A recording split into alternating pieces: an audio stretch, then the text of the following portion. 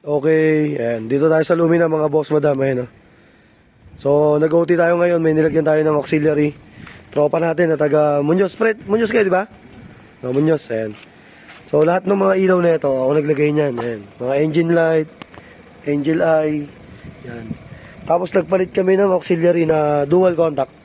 Bibisog nga dito. Sige pre, pailaw ako pre. Ayan, yan yung sa low beam. Ito sa LJ. Pre, papatay nga muna. Tapos pa-on. Ayan oh. Then high pre, high. Bug, sobrang lakas oh. SLJ. May birthday. Ayan oh. Sobrang lakas. Low pre, low. Yan. Tapos high uli pre. Bug, solid eh no. Nakita nyo ba yung kabilang bahay? Tanaw na tanaw. So ganyan kalakas yung auxiliary na yan. Tapos dilaw na siya ngayon. Ayan. Low mo nga pre, low mo. Sa low, ayan. Pag low naman siya, white lang siya. Tapos pag high, pre, pa-high nga ako, pre. Yan, nagdidilaw. Tapos dito naman, ayan. Isa pa nga, pre. Pa-testing pa ako. Low, LJ. Yan si LJ. Low and high.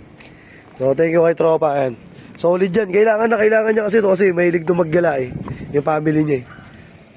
Yan. So, sa mga gusto mag-avail, available yan sa JLJ Car Accessories. Motomac Works. Saka sa vlog namin yung JLJ Car Moto Vlog. So, finished product, and naka-angel eye ba yan, no? Solid. So, thank you. Ride safe, ingat. God bless.